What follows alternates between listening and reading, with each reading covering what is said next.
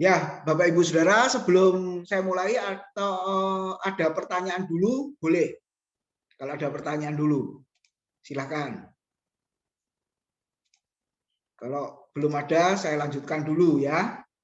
Nah, hari ini kita mau belajar melanjutkan tanda gereja yang sehat yang ke-6, saudara-saudara. Kemarin kita sudah belajar yang ke-5, sekarang yang ke-6 ya. Oke, untuk mengingat. Jadi khotbah eksposisi ya. Yang kedua harus Alkitabiah, yang ketiga harus khotbah Injil, yang keempat tentang pertobatan sejati, saudara. Jadi gereja kalau hidup jemaat hidup dalam perubahan semakin baik tentunya, semakin berkenan di hadapan Tuhan, seperti menyerupai Kristus. Nah, itu memang tujuannya ya. Lalu yang kelima kemarin, nah, pemahaman Alkitab tentang penginjilan. Jadi penginjilan itu apa? Sehubungan dengan tanda yang ketiga ya, yaitu tentang Injil. Nah, sekarang yang keenam, pemahaman Alkitab tentang keanggotaan gereja. Lalu nanti ketujuh, disiplin gereja, kedelapan, pemerintahan, pertumbuhan, dan yang sembilan yang terakhir, kepemimpinan. Nah, hari ini kita belajar tentang keanggotaan gereja. Mungkin Bapak Ibu sejak corona ini berpikir ulang. Jadi apakah keanggotaan gereja itu masih perlu sekarang? Walaupun kita tercatat ya di gereja A, di gereja B. Tapi kalau modelnya online seperti ini, Bapak Ibu Saudara, kira-kira masih berlaku apa tidak itu? Ya buktinya kita bisa beribadah di tempat yang lain, kita bisa lihat di YouTube yang lain, kan banyak sekali saudara. Nah kira-kira keanggotaan gereja itu apakah masih perlu atau masih harus dipikirkan ulang atau bagaimana? Makanya ada jemaat yang berpikir, wes nggak usah jadi anggota gereja lah. Yang penting saya mau kemana, saya ke sana. Kalau kurang suka ya saya ke tempat lain. Nah akhirnya sepanjang minggu itu bisa ke sana kemari, saudara. Makanya saya pernah khotbah itu ya. Loh biasanya dia bukan biasanya, pas saya khotbah saya ada di sana. Ya dia ada di sana. Tapi yang akan datang saya khotbah tempat lain dia ada di situ, saudara. Lalu saya tanya, loh, bukankah minggu kemarin ada di sana? Oh iya Pak, itu ke sana. Sepertinya kurang Pak. Kurang apa ya? Kurang cocok lah bagi saya. Akhirnya saya cari lagi. Nanti di kesempatan yang lain bisa pindah lagi, saudara. Nah, sehingga ada istilah jemaat apa sih ini berganti ya. Jadi hari Minggu itu tidak tetap di situ, tapi bisa ganti-ganti. Ya, nah saya harap gereja kita jangan sampai seperti itu. Nah, kira-kira Bapak Ibu boleh memberi apa istilahnya? Tanggapan, masukan atau usulan sebentar sebelum masuk lebih jauh. Kira-kira di masa seperti ini masih berlaku enggak ya gereja yang menekankan harus jadi anggota gereja A, B, C dan lain sebagainya. Silakan kalau mau kasih komentar, saudara-saudara. Ada? Buktinya kalau jujur kan kita juga kesana kemari kan, tapi tidak ketahuan karena kan nggak datang di lokasi. Ya toh kita lihat channel YouTube gereja A, B, C dan lain sebagainya. Kira-kira gimana, Bapak Ibu? Ya Pak Tim pagi. Oh sebentar satu-satu. Oke, Pak Idrawan dulu, silakan. Ya menurut saya Pak Tim ya tetap harus ya keanggotaan gereja harus dikarenakan kita bagaimanapun nanti kalau kita nggak bisa lepas dari persekutuan ya Pak ya. Maksudnya bila mana ada kejadian sesuatu itu ada naungannya begitu Pak ya. Ada naungnya. Mungkin kalau ada kejadian misalnya kematian ya atau pernikahan anak cucu kita atau ada acara apa mau enggak mau lah itu harus selalu ada itu. Terus ada juga perkumpulan orang-orang percaya. Gereja itu perkumpulan orang-orang percaya. Nah, kalau keanggotaannya nggak ada, ya nggak terbentuklah namanya gereja begitu Pak Tim.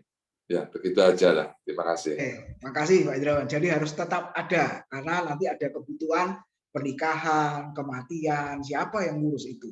Oke, Bu Lia gimana tadi?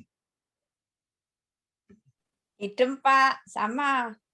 Sama Cuman ya? kalau online ya saya kan bisa ikut kanan kiri online belajar itu kan nggak apa-apa Pak. Biar bisa mengerti firman Tuhan yang betul-betul yang kita ambil. Kita yang melayani kan firman Tuhan, ya kan yang firman Tuhan yang dikatakan, bukan kesombongan kita. Makasih Pak. Ya, makasih. Mungkin ada lagi yang lain, Pak Wendy, Bu Dina, Bu Prianise, Pak Sarif, Bu Emi, sehubungan dengan tanda yang keenam ini. Setelah itu kita masuk ke materinya. Ada pemikiran atau bagaimana? Silakan. Ya pasti Pak Tri. Ya, Bu Dina. Kalau menurut saya ya perlu ya Pak ya. Karena gereja itu kan secara tidak langsung kumpulan jemaat, kumpulan orang-orang. Nah kalau gereja tuh nantinya nggak ada anggota, jemaat tidak mendaftarkan ke suatu gereja. Nah terus gereja ini apa? Yang dikerjakan gereja ini apa? Apalagi gereja ini kan harus menggembalakan, mencari jiwa. Nah terus fungsinya apa gereja itu? Itu yang pertama. Kedua, gereja ini kan juga harus terus bertumbuh, berkembang. Ya, bertumbuh tuh istilahnya menumbuhkan rohani jemaat. Ya harus ada anggota gereja. Kalau enggak, ya kembali lagi, apa yang dikerjakan? Nah, itu aja Pak. Ya, terima kasih. Ada lagi, satu lagi, Bapak Ibu, silakan. Ya, pagi Ya, Pak Sarif. Memang yoyongnya memang ada keanggotaan gereja seperti yang dikatakan dari awal, terutama bukan hanya dengarkan pengajaran aja atau kita berdoa atau apa. Memang ada hal-hal yang dikatakan tadi, ada pelayanan-pelayanan yang kita harus berikan.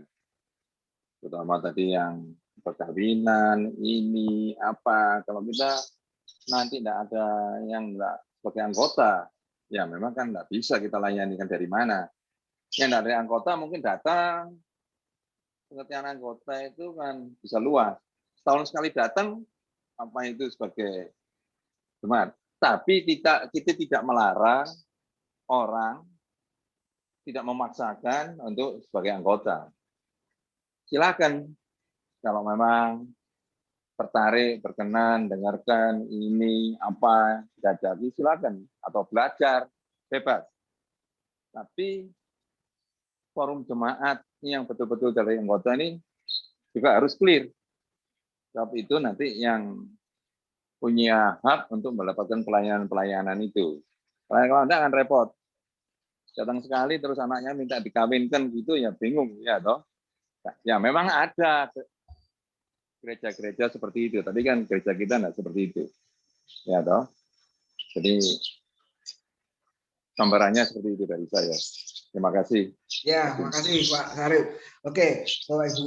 Ya, Bang. ya. Oh ya Pak Wendy, silakan. Ya Pak Tim, kembali lagi. Selamat pagi semuanya. Pagi. Ya, kembali lagi ya, kita kembali ke dasar pendirian gereja itu Pak, yang Tuhan inginkan ya Pak ya. Minimal kan, minimal itu ada. Ya istilahnya mantoria, koinonia, dan diakonia itu Pak. Ya kalau jemaat nggak memahami fungsi gereja itu, ya repot ya. Ya kembali lagi kita harus mengerti adanya gereja itu apa yang ada, yang harus dikerjakan gitu Pak. Yang Tuhan, yang gereja layani itu apa aja. Ya itu mungkin Pak sedikit. Oke, basicnya Pak. Ya, terima kasih Pak Wendy. Jadi Bapak Ibu Saudara, kalau kita lihat ya, tadi sudah disampaikan, memang kita ini bebas, kemanapun kita pergi bebas, karena kita melangkah berjalan pakai kaki kita sendiri. Gereja juga tidak bisa melarang, membatasi, ya harus di sini saja, di sana nggak boleh. Nah kalau di sana, di luar, di tempat lain pengajaran bagus, firman Tuhan bagus, kenapa tidak? Artinya bagus ini sesuai Alkitab mengajarkan kebenaran, kenapa tidak? Tapi jangan lupa sekali lagi, arti gereja yang sesungguhnya apa. Lalu tugas dan tanggung jawab gereja itu apa. Sebab kalau tidak ada keanggotaan, saudara-saudara, maka fungsi gereja, tugas dan tanggung jawab gereja tidak akan bisa dilakukan. Ya, minimal 3, marturia, diakonia, koinonia. Lalu ditambah 3 lagi. Pasti tidak bisa dikerjakan. Lalu yang terpenting adalah Alkitab kan menggambarkan orang percaya kan seperti pohon yang berakar, bertumbuh, berbuah. Benar ya? Berakar, bertumbuh, berbuah. Bagaimana pohon itu bisa berakar, kuat, ke dalam, lalu hidup, bertumbuh, kemudian berbuah. Kalau seandainya pohon itu, siapa yang hobi tanam pohon, saudara, ya entah di pot atau di tanah lapang seperti itu, kalau seandainya dipindah-pindah, apa yang terjadi, saudara-saudara?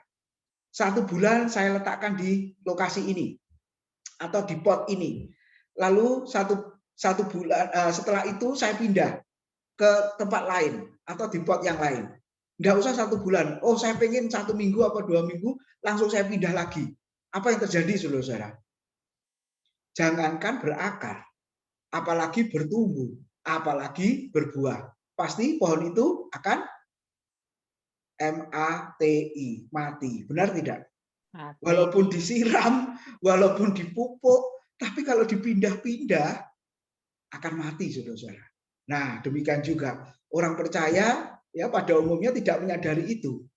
Ya, saya pernah ketemu beberapa rekan ya, teman-teman tuh begitu. Kamu ke gereja mana? Enggak lah Pak, nanti kan di surga Tuhan juga enggak tanya kamu dari gereja mana. Nah, itu betul, betul. Karena nanti satu, kita sebagai tubuh Kristus, Kristus adalah kepala. Itu memang benar. Tapi kalau engkau pindah-pindah terus, seperti pohon yang dipindah-pindah tadi, bagaimana kamu bisa berbuah? Kok berbuah? Bertumbuh pun mungkin tidak. Kok bertumbuh? Berakar pun mungkin tidak. Akhirnya kesimpulannya apa? Mati. Nah, setelah saya jelaskan itu, oh iya, benar. Jadi tidak bisa kita berpindah-pindah. Nah, sehubungan dengan tugas, apalagi ada pernikahan, kematian, nah itu mesti jadi masalah, saudara-saudara. Kenapa? Karena gereja punya aturan harus bimbingan pranikah. Sebelum itu harus datang aktif sebagai anggota aktif, paling tidak setahun apa 2 tahun. Kalau menurut saya setahun 2 tahun itu kurang, saudara. Harus 5 tahun, gitu ya. Supaya apa? Tahu, ya seperti itu, mengakar di gereja itu, saudara-saudara. Nah, jadi tergantung juga dari fungsi itu bagaimana, tugas dan pelayanan gereja itu nanti bagaimana. Nah, apalagi kematian, siapa nanti yang ngurus dan lain sebagainya. Walaupun, saudara, ada yang mengurus. Maaf. Jadi pihak peti mati itu, saudara, ternyata punya nomor telepon banyak hamba Tuhan. Terutama hamba Tuhan lepas, saudara-saudara, yang tidak terikat oleh gereja penginjil. Ya, saya beberapa kali itu ditelepon sama Aryo, sama Tiara, gitu ya, saudara-saudara ya. Pak, minta tolong, tutup peti bisa. Loh, kapan? Nanti, Pak. Loh, kok mendadak? Saya baru ingat, kalau meninggal itu kan mendadak, saudara. Ya, yang namanya meninggal kan itu mendadak. Loh, kok mendadak nanti dikuburnya hari ini, gitu ya. Waduh, saya pas lagi pelayanan, jadi tidak bisa. Tapi pas bisa ya, bisa. Lalu sebelum itu saya tanya, loh, itu maaf yang bersangkutan itu di gereja mana? Harusnya gereja itu dong yang melayani, saya bilang gitu. Keluarganya ngomong, Pak, gerejanya keliling-keliling. Jadi kalau mau minta tolong ke gereja yang didatengin itu sungkan katanya gitu. Masa pas ada butuhnya menghubungi gereja. Ya memang kenyataannya jemaat kan kalau butuh barulah perlu pendeta, perlulah gereja kan begitu, saudara. Ya memang ada yang begitu. Tapi benar, orang ini, saudara, tidak sehat. Gereja yang seperti ini tidak sehat. Walaupun bukan hanya pihak peti mati. Tapi memang ada gereja-gereja tertentu, tidak saya sebut namanya, memang bisa, saudara-saudara. Jadi hari ini datang, bulan depan pemberkatan atau apapun, nggak tahu caranya, pokoknya singkat, cepat, itu bisa. Kami dulu pernah didatengin ya, tiba-tiba datang minta tolong sebulan depan pemberkatan. Lalu saya bilang nggak bisa, maaf gitu ya. Kita nggak tahu, walaupun teman lama ya, saudara-saudara ya. Sama saya pribadi teman kenal, tapi sama jemaat lain kan nggak kenal, saudara. Kalau tiba-tiba saya berkati sebulan lagi waktu itu di Ruko ya, di Ngagel, saudara, terus jemaat komplain dan lain sebagainya kan jadi masalah nanti. Jadi saya berkata, maaf nggak bisa. Kamu ke gereja mana sebelumnya? Kamu ke sana aja lah. Ya dulu pernah Pak di situ, tapi sudah lama nggak datang. Ya coba kamu hubungi lagi atau bagaimana lah. Nah, lalu sebulan berikutnya, saudara, saya juga diundang waktu pemberkatan dan pestanya ya. Waktu itu di rumah makan. Nah, sore hari kalau nggak salah pesta, lalu kan diumumkan hari ini saudara-saudara mengadakan pesta. Tadi pagi sudah diberkati di dalam pernikahan yang kudus oleh gereja, disebut toh biasanya, saudara. Saya kaget, oh alah gereja itu toh yang memberkati. Jadi sangat mudah. Lalu ketika ketemu hamba Tuhan dari gereja itu, saudara, saya tanya, itu gerejamu kok mudah sekali ya memberkati ya? Gak peduli jemaat atau apa, kok mau memberkati? Gimana ceritanya itu? Oh gampang Pak, tugas gereja adalah melayani. Melayani apa? Apa saja. Melayani siapa? Jemaat yang membutuhkan. Jadi nggak peduli jemaat sini atau bukan, pokoknya mereka butuh pelayanan, entah pemberkatan nikah, penyerahan anak, kematian, ya kita memberikan aktenya, kita keluarkan. Gitu loh Bapak Ibu. Ada gereja yang model seperti itu loh di Surabaya ya. Nah, mari kita lihat berikutnya, saudara-saudara ya.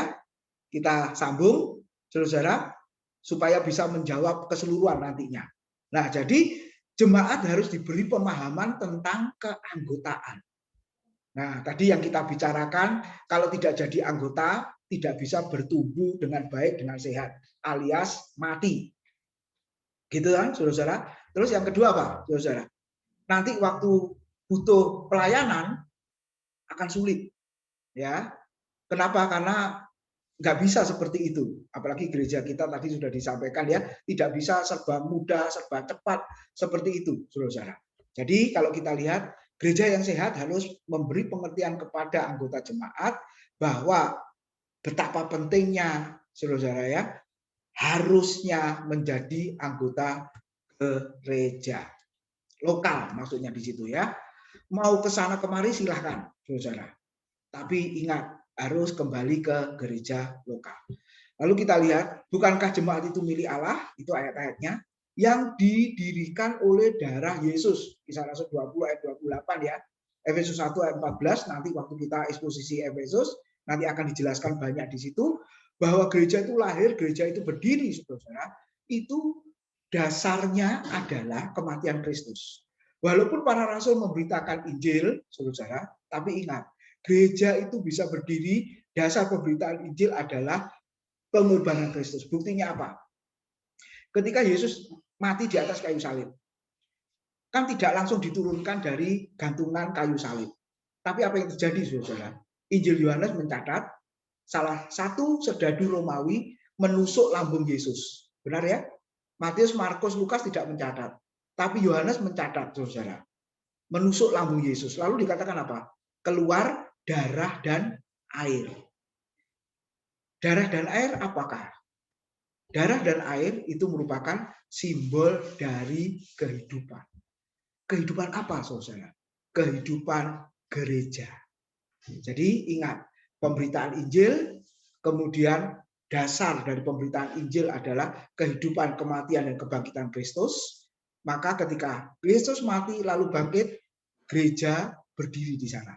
Nah, ini yang harus dimengerti. Jadi walaupun orang berusaha untuk membinasakan, menutup gedung gereja, silakan, saudara. Bahkan ada yang sampai dihancurkan, silakan. Tapi di mata Tuhan, gereja sekali lagi bukan bangunan, bukan gedung, tapi kumpulan orang percaya yang punya komitmen, yang punya loyalitas, saudara, untuk hidup bagi Kristus, mati bagi Kristus.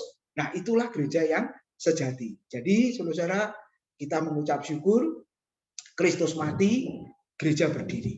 Lalu yang kedua, bukankah domba milik Sang Gembala Agung? Betul, saudara. Ya, betul. Kenapa? Karena gembala-gembala yang ada di dunia ini, saudara, itu representatif dari Sang Gembala yang agung. Dilihat dari apa? 1 Petrus 5 ayat 1 sampai 4 di situ harus melayani dengan sukarela, jangan dengan paksaan dan lain sebagainya. Lalu sekarang bentuk online, nah tadi kita sudah bicarakan ya. Kembali lagi tetap punya komitmen kepada gereja lokal. Walaupun beberapa rekan gembala merasa susah. Kenapa kok susah? Iya Pak, enggak tahu jemaat ini entah kemana. Ada rekan hamba Tuhan yang cerita gereja di sana, yang Bapak juga pernah pelayanan, saya juga sering pelayanan, setahun bisa 4 kali di sana, saudara, buyar. Loh, kok bisa buyar? Padahal Bapak Ibu, gedung gerejanya itu megah. Ya, ada balkonnya, bisa nampung sekitar 500-an orang, saudara. Tapi buyar. Gembalanya mengundurkan diri. Loh, kok bisa seperti itu? Ya, saya tanya, kok bisa seperti itu? Iya Pak, buyar, ceritanya panjang. Waduh, apalagi kena COVID, sudah tidak ada ibadah online. Ya gimana gembalanya mengundurkan diri, terus siapa yang mau melayani? Nah, saya nggak tahu faktornya apa. Saudara, sedih saya mendengarnya. Saudara, gereja besar, ya sudah permanen, saudara, buyar. Nggak tahu jemaat entah kemana, katanya seperti itu. Apalagi online, ya jemaat sudah ikut ke sana kemari dan lain sebagainya. Nah, saudara-saudara, kita boleh merenungkan. Ingat, gereja itu memang milik Tuhan, tapi jangan lupa kita ini sebagai hamba-hambanya dipercayakan untuk melayani Tuhan. Nah, Mark Dever, penulis buku ini, saudara berkata seperti ini. Saya yakin bahwa pemahaman konsep tentang hak keanggotaan ini adalah sebuah langkah kuno, ya, saudara, langkah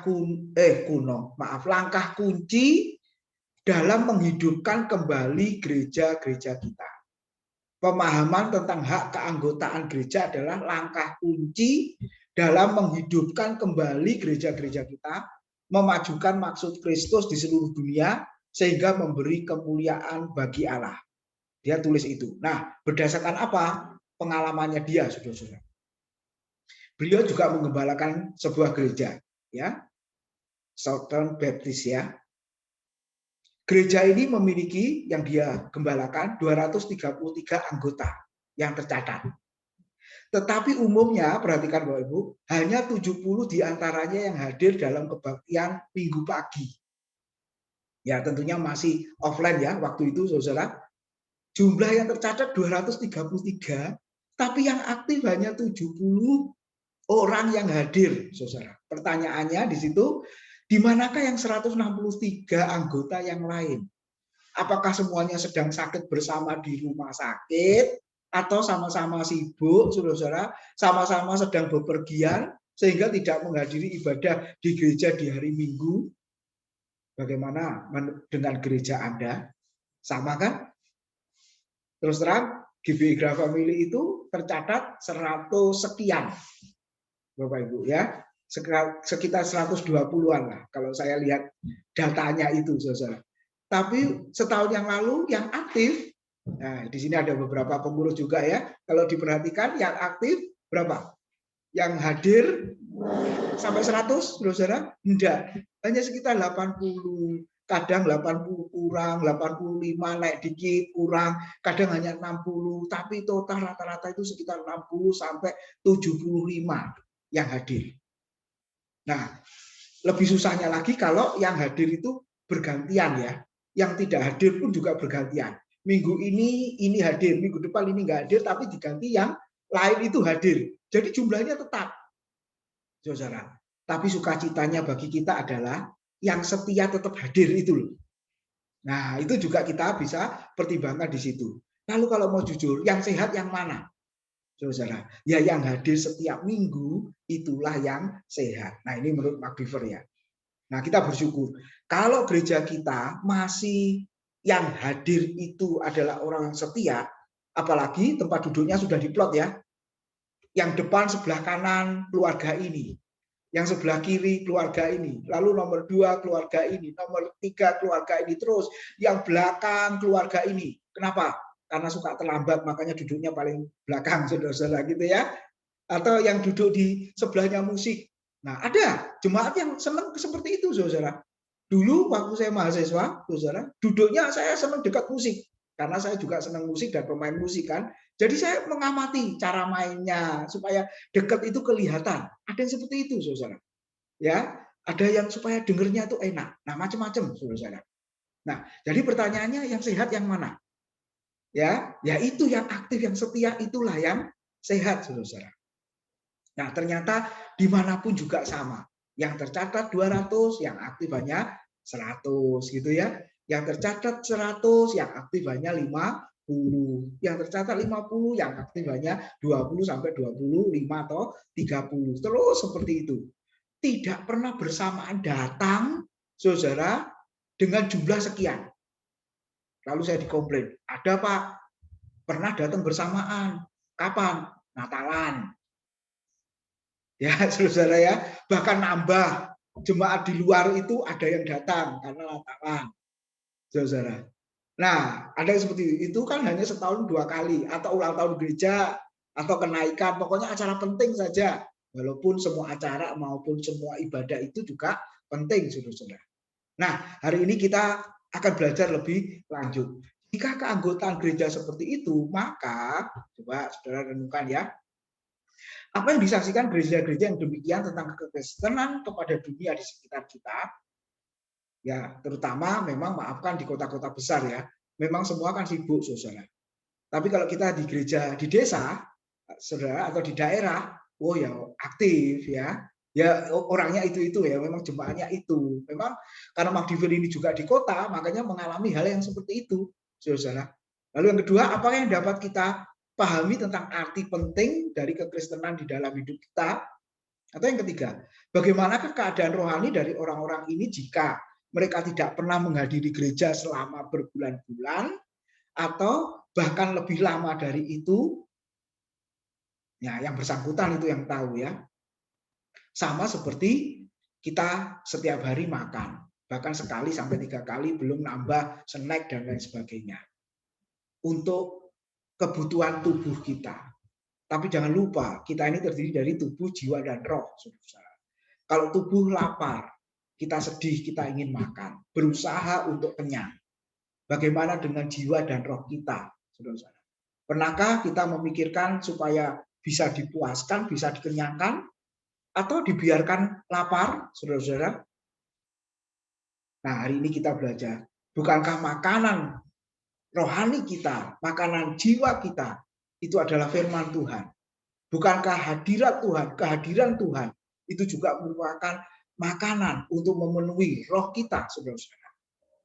Nah, jadi kita bisa membayangkan, atau saya dan saudara sendirilah, ketika tidak bersekutu dengan Tuhan, tidak berdoa karena sibuk, tidak baca Alkitab karena sibuk. Nah, saya berharap program baca Alkitab bersama boleh terus kita lakukan, Bapak Ibu Saudara. Hari ini sudah mulai kitab ulangan ya, pasal 1 sampai pasal yang ketiga. Kejadian sampai bilangan sudah selesai. Ini masih bulan apa, saudara? Februari ya, sudah selesai. Puji Tuhan. Semoga bisa lanjut sampai ke perjanjian baru. Nanti kalau sudah selesai, ulang lagi sampai ke kitab, dimulai dari kitab Kejadian terus, saudara-saudara. Nah, supaya apa? Minimal jiwa kita, rohani kita, saudara, boleh terpuaskan, tercukupi di situ. Lalu yang keempat, apakah ketidakhadiran mereka benar-benar menjadi urusan kita? Nah, kalau hamba Tuhan, majelis, pengurus, saudara, itu pasti menjadi urusan kita, saudara. Memang ada gereja yang membiarkan, ada, nggak peduli Pak, terserah. Kan yang butuh itu kan jemaat, ya, butuh Tuhan, butuh gereja, bukan kita yang butuh jemaat. Tapi kalau kita punya konsep begitu, saudara, jemaat benar-benar hilang loh. Apalagi gereja berbagai macam, banyak modelnya, menjanjikan hal-hal yang apa, saudara, yang tidak ada di gereja kita ternyata dipenuhi di gereja itu, katakanlah. Coba, itu benar-benar bisa pindah ke sana kan? Nah, halaman 181 di buku ini menjelaskan itu, saudara. Lalu kita boleh diingatkan lagi, kalau gitu gereja itu apa sih? Coba, ya, kata gereja pada dasarnya tidak berarti sebuah gedung. Kenapa? Kisah Rasul, kalau Bapak Ibu lihat, 3.000 jiwa itu bersekutunya di mana, saudara? Memang waktu itu di pusat kota di Yerusalem ya, ada tempat katakanlah. Tapi setelah itu kan mereka pulang ke daerah masing-masing, saudara. Apalagi Kisah Rasul pasal yang ke-8, timbullah penganiayaan yang hebat. Coba kita baca ya. Kisah Rasul pasal yang ke-8, saudara-saudara. Kisah Rasul 8 ayat yang pertama sampai dengan ayat yang ketiga. Sudah lihat ya? Siapa mau baca? Kisah Rasul 8 ayat 1 sampai dengan ayat yang ketiga. Silakan, Bapak Ibu.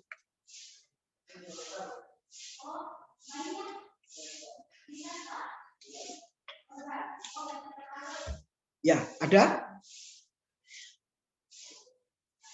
yang mau membacakan Kisah Rasul 8 ayat 1 sampai dengan ayat yang ketiga. Saudara-saudara.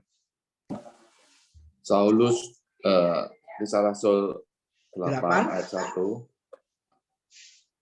Saulus juga setuju bahwa Stefanus mati dibunuh. Pada waktu itu mulailah penganiayaan yang hebat terhadap jemaat di Yerusalem. Mereka semua, kecuali rasul-rasul, tersebar ke seluruh daerah Yudea dan Samaria. Orang-orang saleh menguburkan mayat Stefanus serta meratapinya dengan sangat. Tetapi Saulus berusaha membinasakan jemaat itu, dan ia memasuki rumah demi rumah, dan menyeret laki-laki dan perempuan keluar, dan menyerahkan mereka untuk dimasukkan ke dalam penjara. Ya, terima kasih. Sudah lihat, pada waktu itu mulailah penganiayaan yang hebat terhadap jemaat orang percaya di Yerusalem. Mereka semua, kecuali rasul-rasul, berarti jemaat tersebar ke seluruh daerah Yudea dan Samaria. Jadi Bapak Ibu, setelah ada penganiayaan, jemaat Yerusalem tersebar sambil menginjil. Jadi Tuhan izinkan penganiayaan, akhirnya mereka terpaksa menginjil. Nah, jangan sampai kita menginjil karena terpaksa. Dianiaya dulu baru menginjil, saudara-saudara. Ya, nah setelah itu tidak ada gereja. Gedung nggak perlu. Karena waktu penganiayaan, sejarah gereja mencatat orang Kristen itu beribadahnya di katakombe. Apa itu? Gua-gua atau kuburan-kuburan bawah tanah, saudara-saudara. Supaya tidak diketahui oleh pemerintah Roma atau orang-orang Kristen yang atau orang-orang lain yang dibayar oleh pemerintah Roma supaya memberikan informasi tentang keadaan orang Kristen. Ya, makanya terus terang orang Kristen Perjanjian Baru mula-mula tidak pernah nyanyi, Bapak Ibu. Nyanyi pun dengan suara pelan tanpa musik. Kenapa? Kalau kedengaran langsung ditangkap, saudara. Makanya timbullah banyak fitnah kan? Salah satunya apa? Kanibalisme. Jemaat di Smyrna. Wahyu pasal 2. Tuhan berkata, aku tahu kesusahanmu, aku tahu yang disebut fitnah itu. Nah, orang Kristen mula-mula difitnah apa, saudara? Kanibalisme.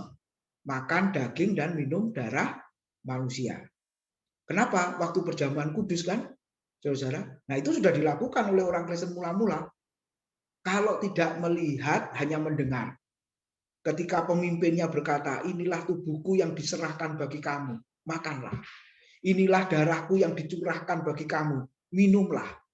Kalau kita nggak melihat, Bapak Ibu, maka kita hanya mendengar, oh, darah manusia diminum, daging manusia dimakan. Oh, berarti kanibal. Oh, orang Kristen itu memakan sesamanya. Nah, itu dilaporkan oleh pemerintah Roma. Jadi Bapak Ibu, lihat ya. Jadi penderitaannya itu bukan hanya secara fisik, saudara, tapi juga secara psikis, ya, secara mental, seperti itu. Makanya selama 300 tahunan, ya, orang Kristen mula-mula tidak punya gedung gereja. Karena memang gereja itu pada dasarnya bukan gedung.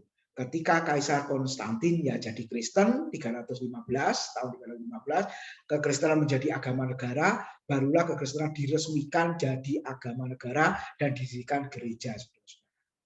Nah, itu sejarahnya ya. Nah, kita lihat menurut Perjanjian Baru, gereja terutama adalah, tadi sudah disampaikan, sekumpulan orang yang mengakui dan menyatakan diri telah diselamatkan oleh anugerah Allah semata-mata bagi kemuliaannya semata melalui iman saja hanya di dalam Kristus. Tadi sudah saya singgung, orang Kristen mula-mula tidak memiliki gedung gereja selama hampir 300 tahun setelah gereja dimulai. Kisah Rasul pasal yang kedua. Bagaimana dengan konsep tentang gereja masa kini? Saudara, orang berlomba-lomba bangun gereja besar, ya tidak salah karena memang jemaatnya besar dan itu bisa terjadi di kota besar, saudara-saudara. Kalau di kota kecil nggak mungkin bisa. Kenapa? Jemaatnya tahunan, ya jumlahnya sekian, ya saudara-saudara. Tapi lihatlah setahun terakhir ini, gedung gereja yang besar dan megah jadi apa, saudara-saudara? Apakah dipakai, saudara? Apakah hanya sekedar simbol kebanggaan saja? Nah, orang bangun juga motivasinya apa? Jangan sampai seperti kejadian pasal 11 ya, Menara Babel, supaya kita cari nama. Kalau itu motivasi, itu tujuannya, Tuhan akan hancurkan. Dan di kitab Kejadian memang dihancurkan oleh Tuhan. Untuk sekarang bukan gedungnya dihancurkan, tapi orang-orangnya yang kesana kemari, saudara ya, karena sudah tidak dipakai lagi gedung itu. Nah, berdoalah supaya dikembalikan ke posisi yang semula ya Bapak Ibu ya. Gedung-gedung yang sudah dibangun, gedung gereja kita, 3 ruko ini bisa dipakai dengan optimal lagi. Berdoalah untuk itu. Nah, kita tidak tahu apakah ke depan bisa lagi seperti normal, seperti sebelum masa corona ini. Gedung besar yang jumlahnya ribuan, apakah bisa dipakai lagi, Susu? Saya khawatir kalau sudah nggak bisa dipakai lagi, jadi apa gedung-gedung yang besar itu? Masa mau jadi museum, saudara-saudara? Ya, untuk anak cucu cicit kita nantinya. Nah, coba ini bisa kita renungkan dan kita berdoa kepada Tuhan supaya jangan sampai itu terjadi ya, seperti di Eropa itu, saudara. Gereja berubah fungsi, beralih fungsi, jadi mall, jadi tempat rekreasi dan lain sebagainya. Kita berdoa jangan sampai itu terjadi. Ya, oke. Lalu berikutnya, saudara, gagasan tentang gereja sebagai sebuah komunitas covenant, perjanjian orang-orang yang beriman. Dan bukan hanya setiap orang yang hidup dalam lokalitas tertentu. Gereja pada akhirnya bukan diperuntukkan bagi Anda dan setiap anggota. Anda, ya, kita berdasarkan keturunan fisik dan natural, atau untuk kita karena kita adalah warga negara dari bangsa ini, atau berdasarkan keturunan, tidak, saudara. Perjanjian baru mengajarkan bahwa gereja diperuntukkan bagi orang-orang percaya. Bagi mereka kepada siapa Roh Kudus telah memberikan kelahiran baru dan yang bergabung bersama dalam sebuah masyarakat perjanjian. Itu adalah gereja. Nanti akan dibahas di Efesus pasal 1, eksposisi ya.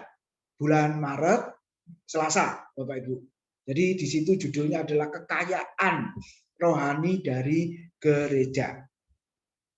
Oke, dalam Kisah Rasul tidak ada bukti apapun dari gereja-gereja tersebut bahwa mereka ingin memiliki siapapun selain dari orang-orang percaya sebagai anggotanya. Ya, saudara, kita bisa renungkan ya. Kalau sekarang ya kita apa istilahnya? Seolah-olah merasa memiliki. Ada gembala atau gereja yang merasa memiliki anggota. Makanya tadi ada anggota jemaat. Ya sebenarnya bukan untuk memiliki. Kartu anggota jemaat itu bukan untuk memiliki, sekali lagi saudara. Tapi untuk apa? Ya memudahkan pelayanan, ya kita tahu hak dan tanggung jawabnya, kan seperti itu. Ya, tapi terus terang ada yang lain merasa memiliki. Kamu jangan pergi ke sana ya. Seperti itu ya saudara. Ya, jangan ikut pengajaran sana ya. Jangan ikut KKR di sana ya. Kenapa? Karena di tempat kita ini yang paling benar. Ada yang begitu loh saudara. Bahkan saya pernah diberi sebuah gereja link, ya Pak, nggak boleh diberikan yang lain ya, ini khusus intern saja. Dan tidak ada siaran ulang, siaran tunda. Dan YouTube-nya ini tidak publish ya. Nah, terus untuk apa gitu ya? Ada yang seperti itu, saudara. Ya, ada yang seperti itu. Oke, kita kembali ke Alkitab dalam surat Paulus. Di situ juga tampak jelas bahwa Paulus menulis seolah-olah gereja-gereja terdiri seluruhnya atas orang-orang yang percaya. Sehingga dia menyapa mereka sebagai orang-orang kudus, orang-orang yang telah dipilih Allah secara khusus. Perhatikan, gereja adalah tubuh Kristus. Kumpulan orang-orang Kristen setempat yang menyerahkan diri kepada Kristus dan orang-orang lain. Bagaimana definisi kita tentang gereja tadi sudah. Nah, apalagi melalui YouTube online, Bapak Ibu, pasti kita menyapanya tidak hanya jemaat gereja kita ya. Pasti akan menyapa siapapun yang menyaksikan, siapapun yang ikut beribadah bersama-sama. Dan ternyata benar, saudara, sekarang sudah tidak ada batas, tidak ada sekat lagi, ya. Siapapun mau ikut, mau join, silahkan, saudara. Kenapa? Karena mereka adalah orang-orang kudus. Mereka adalah orang-orang yang diselamatkan. Mereka adalah orang-orang yang sudah mengalami kelahiran baru itu. Itulah gereja. Lalu yang kedua, ini motivasi. Mengapa bergabung di sebuah gereja? Keanggotaan gereja adalah sebuah topik yang penting untuk memahami panggilan Kristus kepada kita yang adalah muridnya. Bergabunglah di sebuah gereja. Bergabung di sebuah gereja memang tidak akan menyelamatkan, saudara. Ingat ya, bergabung di sebuah gereja memang tidak akan menyelamatkan. Orang-orang yang belum menjadi Kristen sebaiknya, ini MacDiver berkata, tidak berusaha untuk bergabung di sebuah gereja dulu, melainkan belajar lebih banyak tentang apa artinya menjadi seorang Kristen atau seorang murid Kristus. Ini mungkin beda ya dengan kita ya, saudara-saudara pada umumnya ya. Ya, ayo silakan datang ke gereja gitu. Tapi buku ini menjelaskan kepada kita kalau belum Kristen nggak usah, belajar aja dulu. Puji Tuhan mereka masih mau belajar, ingin mengetahui lebih dalam lagi tentang kebenaran Kristus, tentang firman Tuhan, saudara. Puji Tuhan, ya. Jadi kalau begitu apa motivasinya bergabung di sebuah gereja? Nah, bagi yang sudah percaya, sudah menjadi Kristen, lalu timbul pertanyaan lagi, apakah artinya menjalani kehidupan Kristen? Apakah hidup sendirian atau mencakup orang lain? Gereja diperuntukkan bagi setiap orang yang menyebut dirinya Kristen. Perhatikan ya, gereja diperuntukkan bagi setiap orang yang menyebut dirinya Kristen. Gereja bukanlah sebuah kelompok yang homogen, saudara, yang berpusat di sekitar satu bagian tugas seperti menginjili atau menerbitkan sebuah majalah atau warta. Gereja diperuntukkan bagi setiap orang yang menyebut dirinya Kristen, saudara. Nah, sekarang kita lihat alasannya bergabung. Yang pertama, saudara, untuk memastikan diri kita bahwa kita itu sudah diselamatkan. Amin, saudara. Jadi kenapa kita bergereja? Kenapa kita jadi anggota gereja? Karena untuk memastikan bahwa kita ini sudah selamat apa belum. Kalau sudah selamat, berarti bergabung di sebuah gereja. Amin, saudara. Keanggotaan gereja tidak menyelamatkan, benar. Tetapi merupakan sebuah refleksi dari keselamatan. Jika tidak ada refleksi dari keselamatan kita, bagaimana kita dapat yakin bahwa kita benar-benar diselamatkan? Dan yang terpenting, keanggotaan gereja menyebabkan kita peduli dengan orang lain. Coba kita baca Ibrani 10 ayat 25. Harusnya kita ingat ayat ini ya. Ibrani 10 ayat yang ke-25, dan setelah itu saya beri kesempatan Bapak Ibu untuk bertanya, menanggapi ya. Ibrani 10 ayat 25, ini ayat yang sudah tidak asing bagi kita.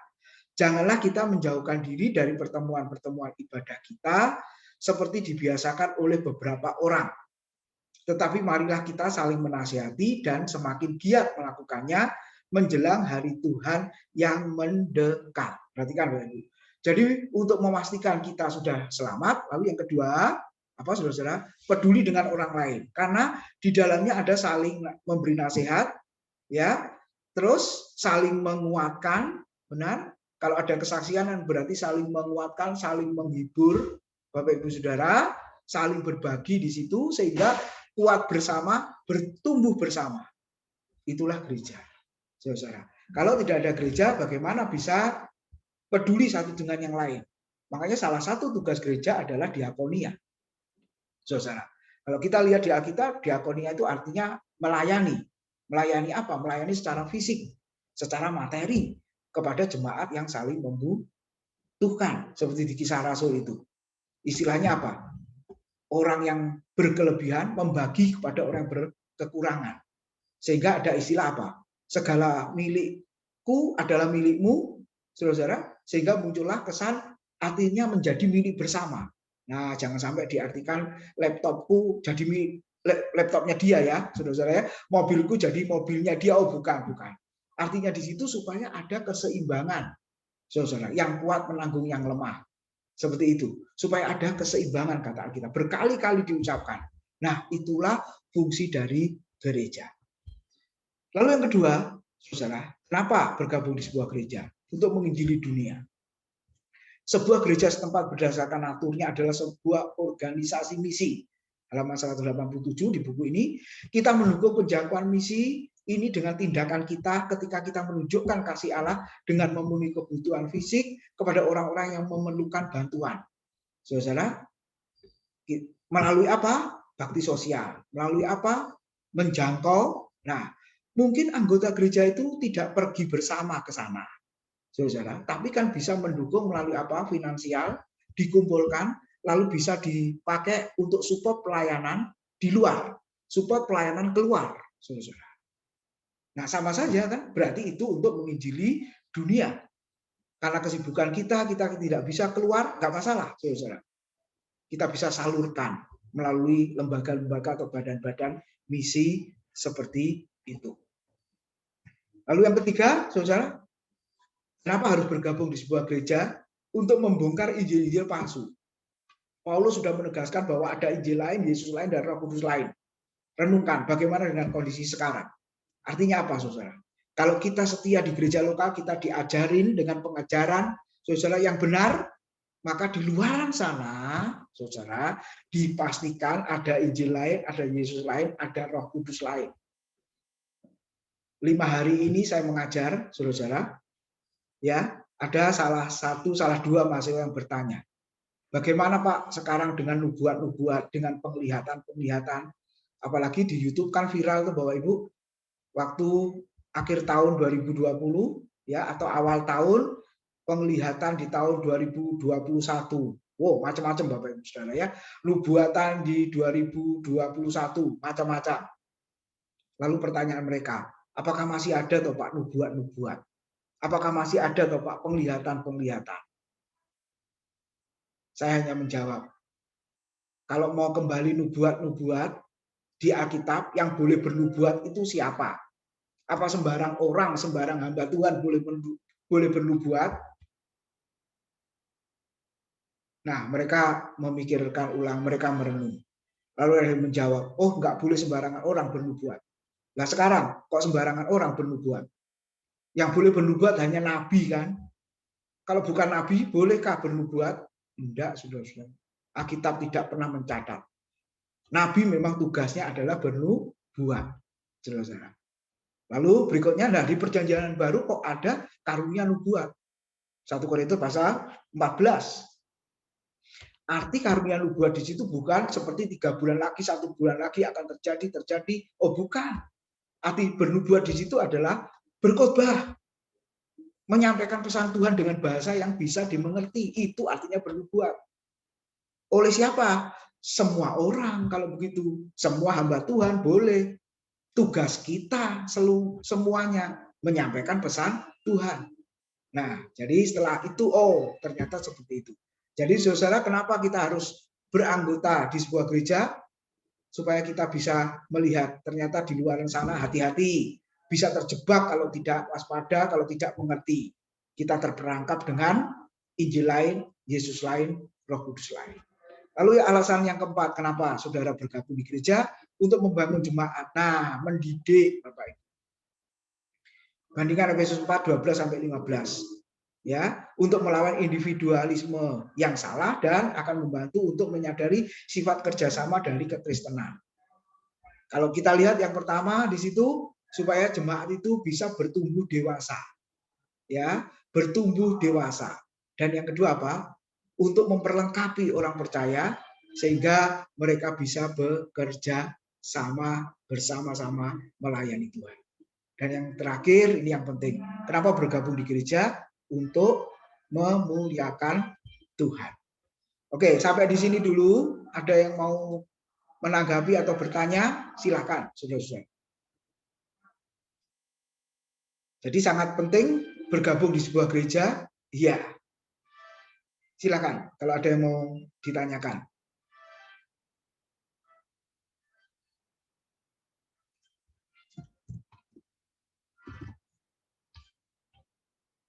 Ya, silakan Mbak Ibu kalau ada. Ya, saya harap jelas ya, saudara-saudara. Kalau tidak ada, saya akan lanjutkan. Oke, sekarang bagian berikutnya yang dituntut dalam keanggotaan gereja. Nah, istilahnya hak dan tanggung jawab ya, saudara-saudara ya. Ada haknya, ada tanggung jawab dari anggota. Oke, dalam tindakan yang diawali dengan baptisan, Roma 6, 4-6, Matius 28, 18-21. Menolak baptisan atau perjamuan Tuhan atau perintah Alkitab lainnya yang jelas berarti menolak keanggotaan di antara para murid Kristus, di antara orang-orang yang mengikuti perintah-perintahnya. Dalam tulisan dengan menandatangani sebuah pernyataan iman atau perjanjian gereja, isinya adalah sebuah komitmen untuk setia bergabung di gereja lokal tersebut. Bapak Ibu, kita waktu offline ada perjamuan kudus, ya, dan ada baptisan air. Nah, kalau sudah menjadi anggota gereja, kita ikut di sana, benar ya? Kalau belum pernah dibaptis, ya dibaptis di gereja itu. Saudara, kalau sudah pernah dibaptis sebelum di gereja itu, nggak masalah. Tidak perlu dibaptis ulang, saudara-saudara. Gitu ya.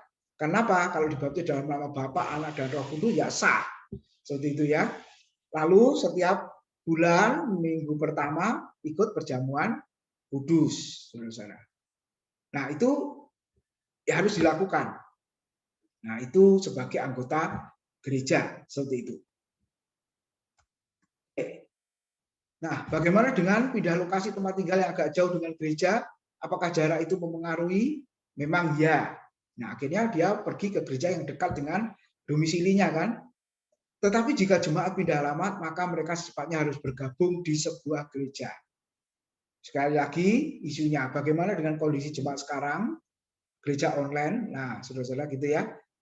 Tapi memang terus terang, walaupun pindah lokasi, jaraknya jauh, saudara, biasanya ini ya, jemaat yang loyal, yang cinta, ya tetap nggak pindah kan, saudara. Kecuali luar kota yang sangat jauh. Tapi kalau masih dalam kota, saudara, masih bisa dijangkau, ya tetap saja setia ada di gereja situ. Nah, saudara, ini gerejanya Mark Dever itu, jadi tanggung jawab khusus dari anggota gerejanya apa? Beribadah secara teratur. Oke, kita juga begitu ya. Menghadiri perjamuan Tuhan secara khusus ya, atau sakramen, perjamuan kudus dan baptisan ya. Kalau belum dibaptis, kalau perjamuan kudus ya setiap sebulan sekali gereja kita melakukan. Lalu menghadiri rapat keanggotaan, ya ini rapat anggota jemaat belum pernah ada ini. Saudara ya, gereja Pentakosta kan tidak ada.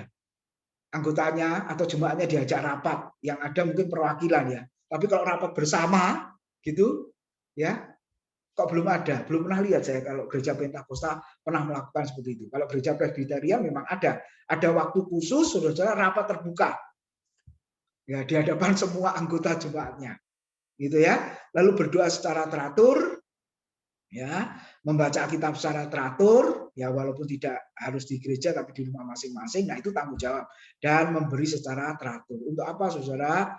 Ya seringkali kan kita ngomongnya untuk Tuhan, tapi kalau mau jujur apakah Tuhan perlu persembahan kita, saudara? Kan tidak. Jadi sebenarnya untuk apa? Ya untuk operasional, untuk pelayanan gereja kita, untuk pelayanan pekerjaan Tuhan, itu lebih tepatnya. Tuhan nggak butuh, tapi pekerjaan Tuhan sangat membutuhkan. Yesus saja di dalam pelayanannya kan ada kasnya atau Bapak Ibu ya. Nah, yang isi kasnya siapa? Ya orang-orang yang berkelebihan. Ya, terutama di situ ada wanita-wanita. Coba lihat satu ayat ya, saudara. Lukas pasal yang keempat. Pasal yang ke-8. Injil Lukas pasal yang ke-8 ayat 1 sampai 3, saudara. Ya, saya bacakan, Bapak Ibu bisa perhatikan di situ, Lukas 8 ayat 1 sampai 3 ya. Tidak lama sesudah itu, Yesus berjalan berkeliling dari kota ke kota dan dari desa ke desa memberitakan Injil Kerajaan Allah. Ke-12 muridnya bersama-sama dengan dia. Dan juga beberapa orang perempuan yang telah disembuhkan dari roh-roh jahat atau berbagai penyakit, yaitu Maria yang disebut Magdalena, yang telah dibebaskan dari 7 roh jahat. Yohana istri Kusa, bendahara Herodes, Susana, dan banyak perempuan lain. Perhatikan, perempuan-perempuan ini melayani rombongan Tuhan Yesus dengan kekayaan mereka. Jadi saudara, Yesus juga ada bendaharanya. Yuda Iskariot yang pegang kas itu. Sumber keuangan dari mana, saudara? Dari Alkitab tadi perempuan-perempuan. Nah ini perempuan-perempuan hebat. Dari Maria Magdalena yang sudah disembuhkan, dibebaskan dari 7 roh jahat. Akhirnya ikut Yesus, saudara, jadi murid Yesus. Karena mengasihi, bukti kasihnya apa? Mau memberi. Lalu ada Yohana, istri Kusa, bendahara Herodes, Susana dan banyak perempuan-perempuan lain itu adalah pejabat-pejabat di Roma. Ya, tentunya orang-orang kaya, Bapak Ibu. Mereka akhirnya juga mau menjadi pengikut Kristus walaupun tidak ikut pelayanan ya Yesus di mana mereka ikut tidak. Tapi perhatikan saudara, mereka support dana. Wah, ini luar biasa ya saudara ya. Tidak bisa aktif pelayanan, oke, tidak bisa aktif ibadah, tapi tetap memantau, saudara. Bukti cinta, bukti melayani apa? Yaitu dengan harta benda yang dimilikinya. Nah, itu merupakan tanggung jawab juga dari jemaat. Sebagian yang diwajibkan anggota gereja. Jika gereja sebuah bangunan, maka jemaat adalah batu bata di dalamnya. Jadi artinya apa? Berperan, saling memiliki satu dengan yang lain. Jika gereja adalah sebuah anggota, maka jemaat adalah anggota-anggotanya. Satu sakit, yang lain turut merasakan. Jika gereja adalah sekumpulan orang beriman, maka jemaat adalah bagian dari kumpulan tersebut. Domba ada dalam suatu kawanan dan cabang-cabang pada suatu batang. Secara alkitabiah, jika kita adalah orang-orang Kristen, maka kita harus menjadi anggota-anggota dari sebuah gereja. Amin. Tuhan memberkati. Masih ada waktu sedikit, saudara, silakan mau bertanya atau menanggapi. Silakan, saudara. Iya Pak, saya mau tanya ya, Pak. Aryono, oke. Pak, ini kan setiap orang yang percaya pada Tuhan, dia memang harus menjadi anggota dari satu gereja, ya kan? Ya. Cuman sekarang kan ada tren yang baru, satu orang yang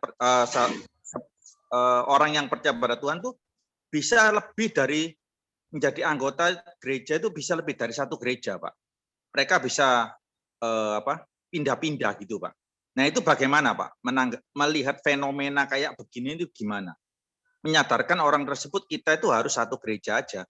Nah kalau misalkan dalam masa seperti pandemi ini, Pak, ya kita memang tidak bergereja secara fisik ya, Pak ya, beribadah di satu tempat. Nah itu mungkin kita bisa lihat streamingnya masing-masing gereja. Tapi pada waktu nanti ibadahnya sudah bisa kembali seperti semula, normal, nah itu bagaimana menanggapi jemaat yang kayak gini nih Pak? Yang gereja ini, iya itu, iya. Pokok gereja sing enak diparani Pak, gitu loh Pak. Bagaimana Pak? Itu aja Pak. Ya, terima kasih. Memang saudara kita di awal ya, tidak bisa melarang. Gitu? Kita tidak bisa melarang. Nah yang kedua menurut saya ya, jemaat harus dibekali, diberi pengertian, harus setia atau loyal menjadi anggota sebuah gereja. Ya diberi ilustrasi tadi Pak Aryono yang pertama. Kalau pohon itu dipindah-pindah kan mati, tidak bisa bertumbuh dengan sehat. Nah artinya apa? Harus tertanam di lokasi, di gereja lokal, kan istilahnya seperti itu. Mazmur pasal 1 mengatakan apa? Ia seperti pohon yang ditanam di tepi aliran air.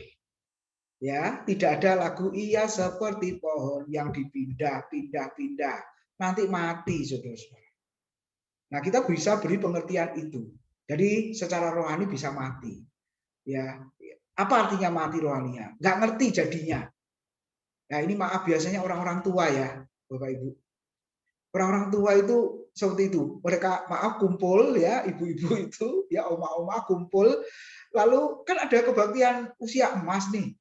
Ya, jadi bukan hanya jemaatnya, siapapun yang termasuk usia 65 tahun ke atas atau 70 tahun ke atas tapi masih kuat, ya akhirnya disewakan mobil bemo gitu ya. Setiap hari ini jam ini siang hari biasanya, saudara.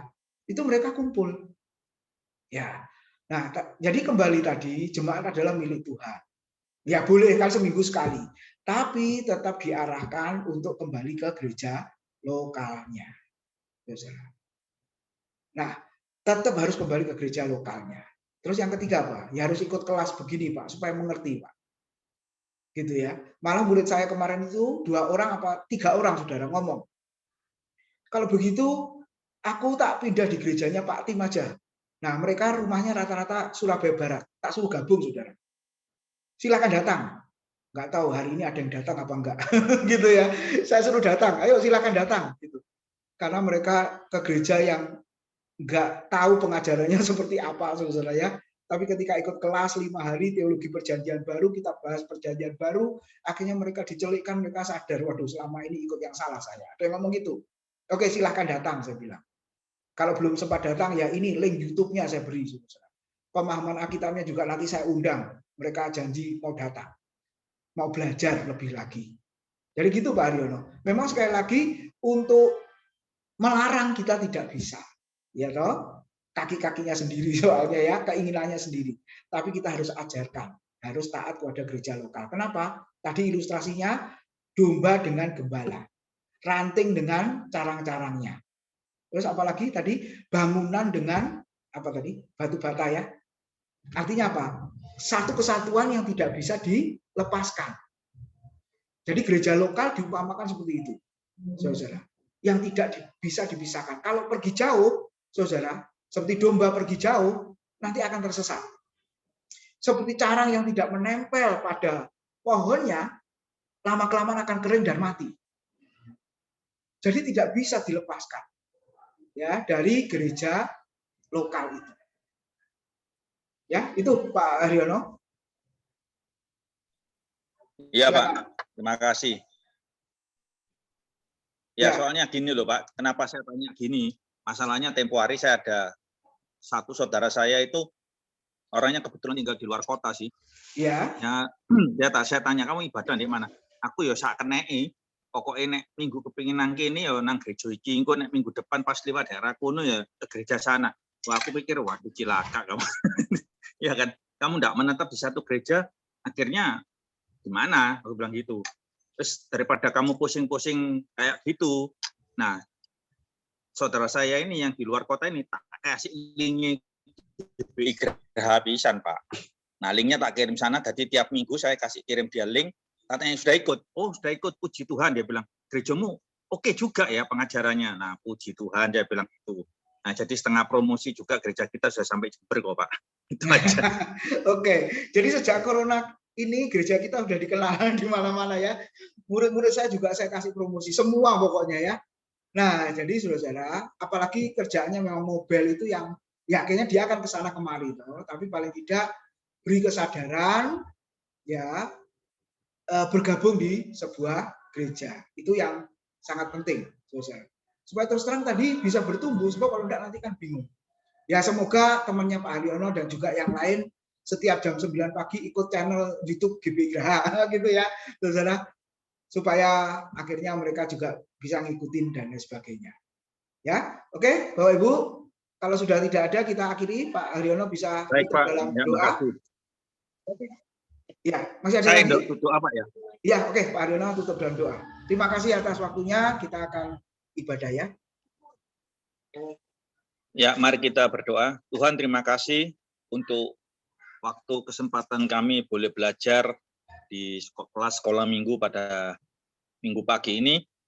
Tuhan, sebentar lagi kami akan mengikuti ibadah. Kiranya kasih setia Tuhan tetap memberkati kami di dalam kami mengikuti ibadah pada minggu ini. Tuhan, kami sungguh-sungguh bersyukur untuk berkat firman-Mu, berkat yang sudah Kau berikan lewat hamba-Mu Pak Tim, yang sudah menyampaikan kebenaran firman Tuhan. Terima kasih, kami serahkan waktu kami selanjutnya hanya di dalam nama-Mu. Kiranya Tuhan senantiasa menyertai kami dan memberkati kami sepanjang minggu pagi hingga siang malam nanti. Di dalam nama Yesus kami berdoa dan mengucap syukur. Amin.